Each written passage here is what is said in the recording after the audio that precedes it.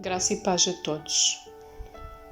Pai, em nome de Jesus, oro para que nos possas trazer revelação aos nossos corações da palavra que vamos ler, que nos possas ensinar e transformar, em nome de Jesus Cristo.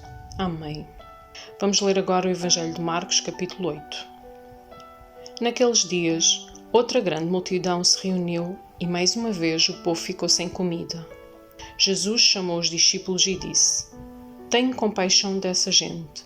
Estão aqui comigo há 3 dias e não têm mais nada para comer. Se eu os mandar embora com fome, desmaiarão no caminho. Alguns vieram de longe.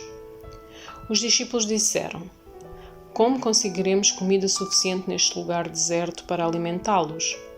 Jesus perguntou: Quantos pães vocês têm? 7, responderam eles. Então Jesus mandou todo o povo sentar-se no chão. Tomou os 7 pães, agradeceu a Deus e os partiu em pedaços. Em seguida, entregou-os aos discípulos, que os distribuíram à multidão. Eles encontraram ainda alguns peixinhos.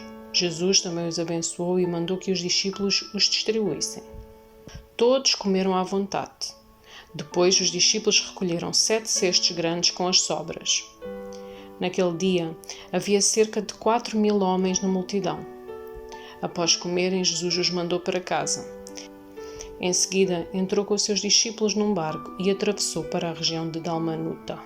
Alguns fariseus vieram ao encontro de Jesus e começaram a discutir com ele, para pô-lo à prova, e exigiram que lhes mostrasse um sinal do céu. Ao ouvir isso, Jesus suspirou profundamente e disse: Por que este povo insiste em pedir um sinal?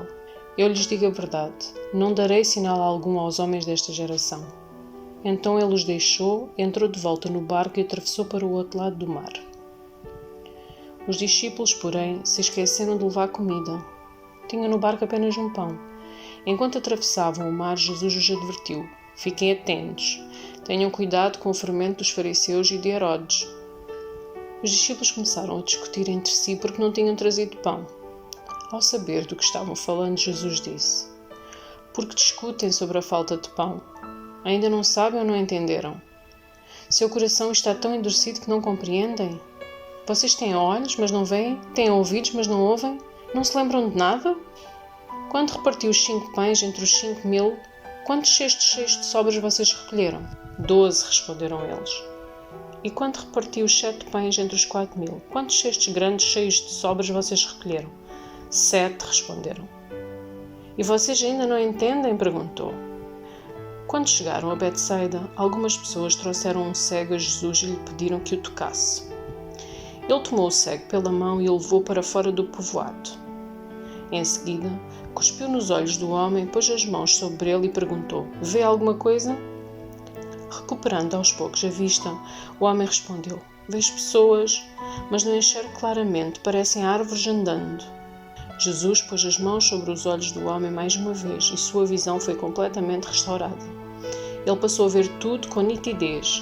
Então Jesus se despediu dele e disse: Ao voltar para casa, não entre no povoado. Jesus e seus discípulos deixaram a Galileia e foram para os povoados perto de Cesareia de Filipe.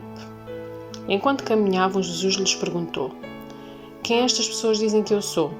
Eles responderam: Alguns dizem que o Senhor é o João Batista, outros que é Elias ou um dos profetas.